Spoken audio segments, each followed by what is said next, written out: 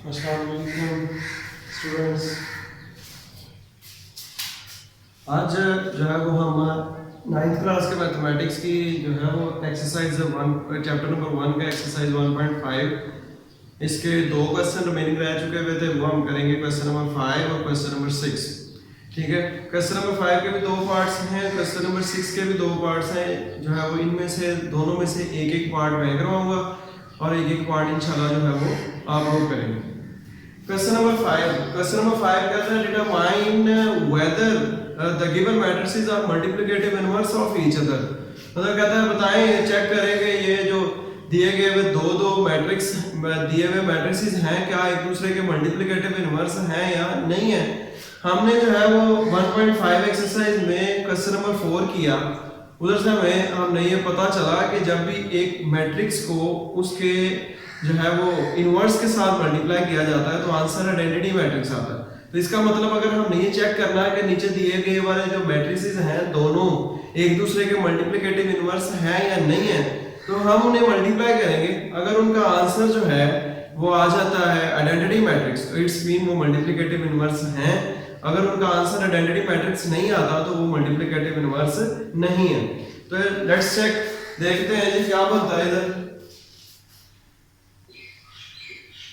Question number 5 का first one part है।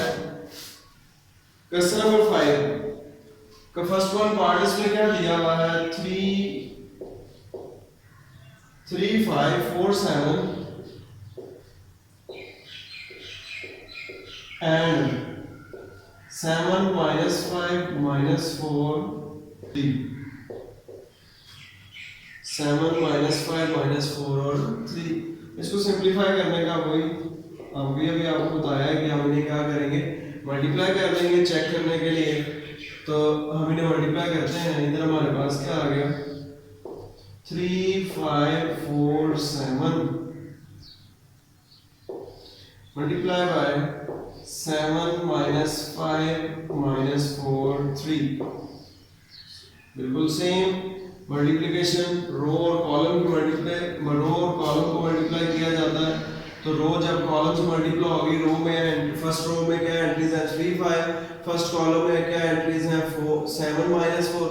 तो पहली वाली से मल्टीप्लाई हो जाएगी और जो दूसरी वाली है वो दूसरी वाली से मल्टीप्लाई हो जाएगी। दरमियान में हमेशा प्लस का साइन आएगा। ऐसे ही फर्स्ट रो जो है वो सेकंड कॉलम से मल्टीप्लाई हो जाएगा, उसकी पहली वाली से मल्टीप्लाई हो जाएगी और सेकंड वाली से मल्टीप्लाई हो जाएगी, दरमियान में प्लस का साइन आ जाएगा।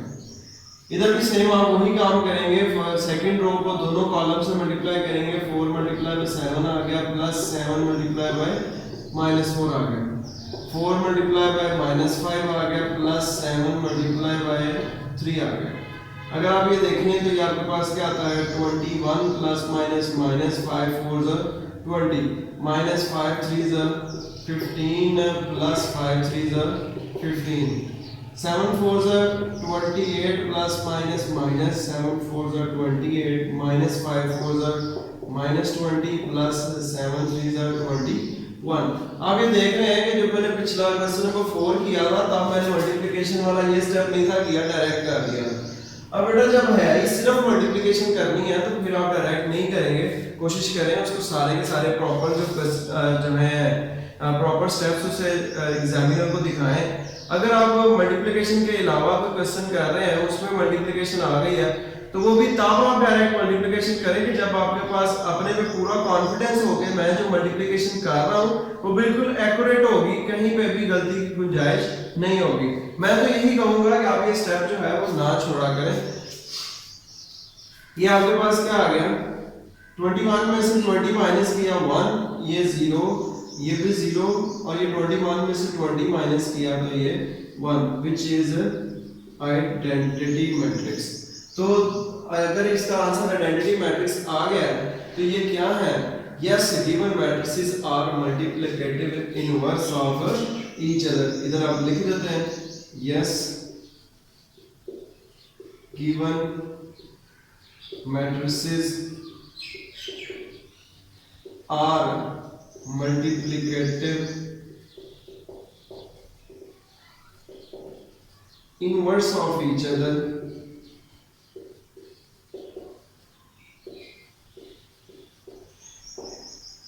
ठीक है, ये हमारा पार्ट 1 हो गया। पार्ट 2 में भी सेम ऐसे ही आप मल्टीप्लाई करेंगे। मल्टीप्लिकेशन के बाद आइडेंटिटी मैट्रिक्स अगर आ जाता है तो yes, given matrices are multiplicative inverse of each other. अगर आइडेंटिटी मैट्रिक्स आंसर नहीं आता तो फिर आप लिखेंगे no, the given matrices are not multiplicative inverse of each other.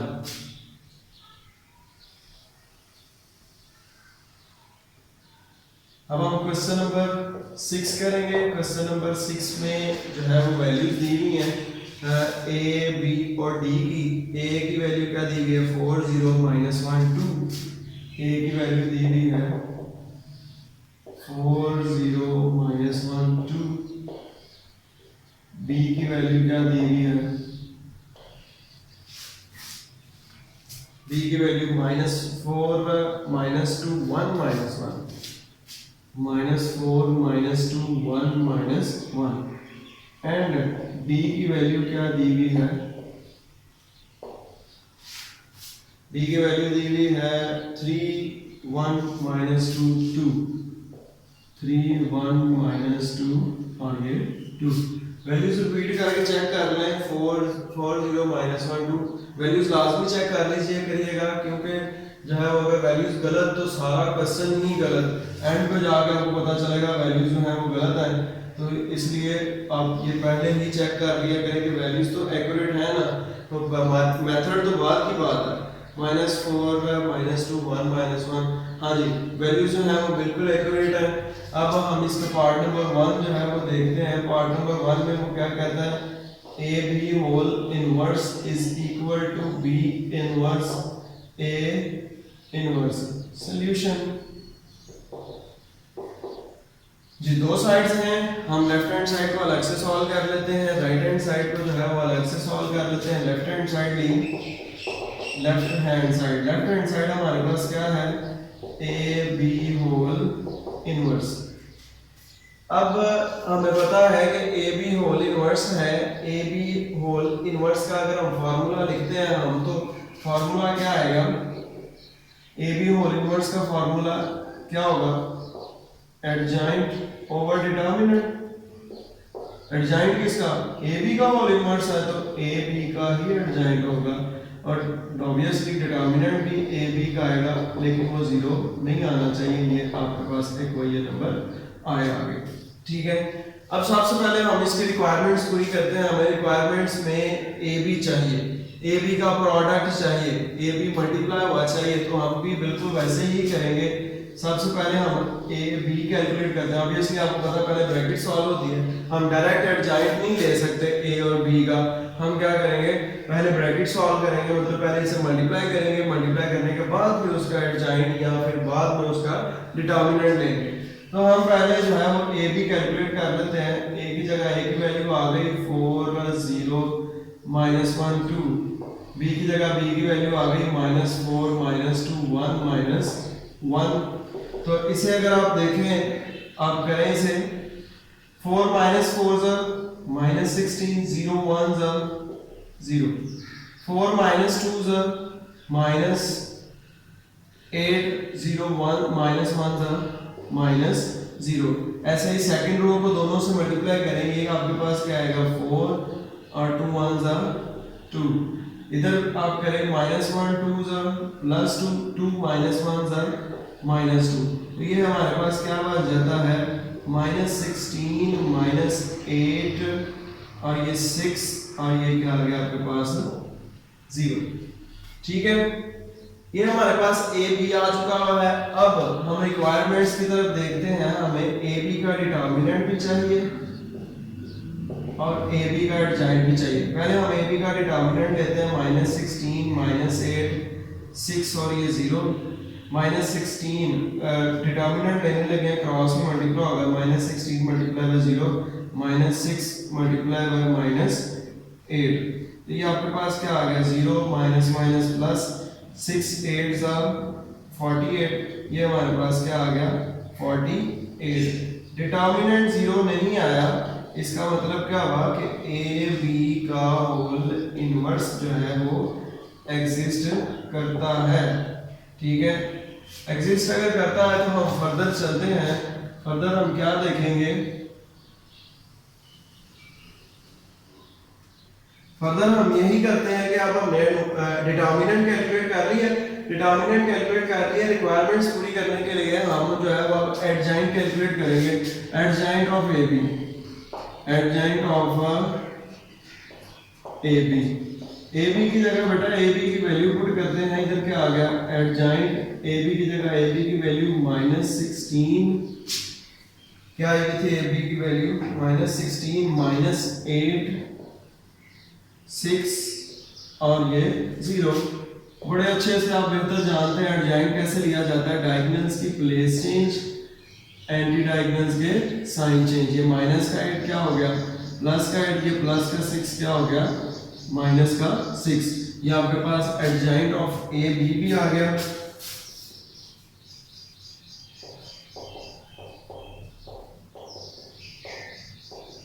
ठीक है, अब हम जब हमारे पास रिक्वायरमेंट्स पूरी हो गई हैं तो जो हमने इक्वेशन बनाई हुई है उसमें वैल्यूज पुट कर देते हैं। पुट करें जी by putting values in equation I. Equation I में वैल्यूज पुट करते हैं। इक्वेशन आई हमारे पास क्या दी हुई है, A B whole inverse is equal to adjoint of A B over A B का determinant. Adjoint of A B, adjoint of A B की जगह ए बी की value -6 -16 over determinant of A B की जगह determinant of A B की value जो कि क्या आई हुई है 48। ठीक है, ये हमारे पास आ गया ए बी होल इनवर्स। आपकी मर्जी है इसे डिवाइड करें या ना करें, हमने तो सिर्फ left hand side right hand side के इक्वल ला लिए। अगर हम इधर भी डिवाइड करेंगे तो राइट हैंड साइड पे भी डिवाइड करना पड़ेगा। इसका मतलब है वो स्टेप इंक्रीज हो जाएंगे। हम जो है वो स्टेप जरूर एक स्टेप एक्स्ट्रा करना है, हमने तो similar left hand side right hand side की इक्वल लेके जानी है, इक्वल आ जाएगी इंशाल्लाह। अब हम सॉल्व करते हैं right hand side. Right hand side हमारे पास क्या दी हुई है, B inverse A inverse. B inverse A inverse हमारी राइट हैंड साइड है। अगर आप देखें बी इनवर्स ए इनवर्स अलग-अलग इनवर्स है, ऑब्वियसली फार्मूला भी अलग-अलग बनेगा। बी इनवर्स का फार्मूला क्या बनेगा, adjoint of B over B determinant. ये भी 0 के इक्वल नहीं आना चाहिए। ठीक है, उसके बाद ए इनवर्स का फार्मूला क्या बनेगा, adjoint of A over A determinant. ये ए डिटर्मिनेंट भी 0 नहीं आना चाहिए। ये आपकी इक्वेशन नंबर आए 1 आ गई। ठीक है, अब हम क्या करते हैं कि आप इसके फार्मूला की रिक्वायरमेंट्स पूरी करते हैं। हमें क्या चाहिए, determinant of A, determinant of B, adjoint of A, adjoint of B. हमें ये 4 वैल्यूज चाहिए। हम ये चारों की चारों वैल्यूज कैलकुलेट करते हैं। सबसे पहले डिटर्मिनेंट ऑफ ए कैलकुलेट करते हैं। डिटर्मिनेंट ऑफ ए मतलब ए की वैल्यूज, ए की वैल्यू क्या थी 4 0 -1 2। इससे आप क्या करेंगे, क्रॉस में मल्टीप्लाई करेंगे। 4 multiply by 2 -1 multiply by 0। 4 2 8 minus plus 1 0 0। तो ये आपके पास क्या आ गया 8 आ गया। 0 तो नहीं आया, 0 नहीं आया, इसका मतलब क्या हुआ कि देयरफॉर ए इनवर्स एग्जिस्ट। ठीक है, अब हम एडजॉइंट ऑफ ए कैलकुलेट करते हैं। Adjoint of A, adjoint of A किसे कहते हैं, डायगोनल की प्लेस चेंज और एंटी डायगोनल के साइन चेंज। ए की डायगोनल वैल्यूज की प्लेस चेंज करेंगे, 2 इधर आ गया 4 इधर आ गया, और एंटी डायगोनल 0 न्यूट्रल है, इस पे कौन सा साइन लगाना है, लेकिन ये -1 जो है वो किसके जो है यहाँ पे क्या हो जाएगा +1 हो जाएगा। ठीक है, उम्मीद है आप लोगों को समझ आ रही होगी। इसके बाद जो है वो हम चलते हैं, हमने 2 रिक्वायरमेंट्स पूरी कर ली, डिटर्मिनेंट ऑफ ए और एडजॉइंट ऑफ ए। अब हम डिटर्मिनेंट ऑफ बी और एडजॉइंट ऑफ बी कैलकुलेट करते हैं। Determinant of B, determinant of B, B की जगह बेटा बी की वैल्यूज पुट करें। बी की वैल्यूज क्या है, -4 -2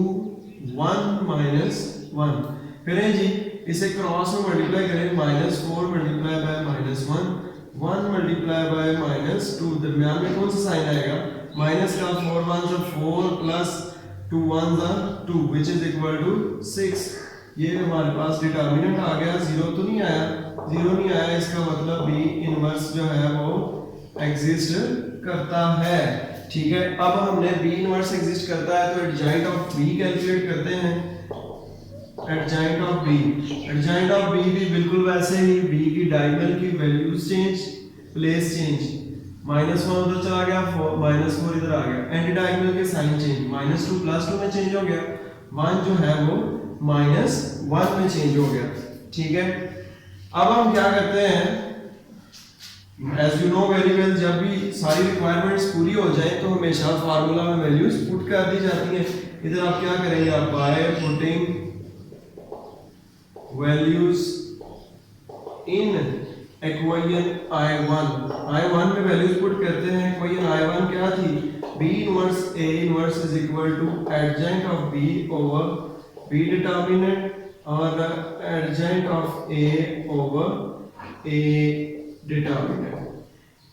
हाँ जी, B एडजॉइंट ऑफ B की जगह एडजॉइंट ऑफ B की वैल्यू, एडजॉइंट ऑफ B क्या आया हुआ है आपके पास, -1 2 -1 -4 ओवर डिटर्मिनेंट ऑफ B आपके पास क्या आया हुआ है 6। एडजॉइंट ऑफ A की जगह एडजॉइंट ऑफ A की वैल्यू 2014 और डिटर्मिनेंट ऑफ A की जगह डिटर्मिनेंट ऑफ A की वैल्यू 8।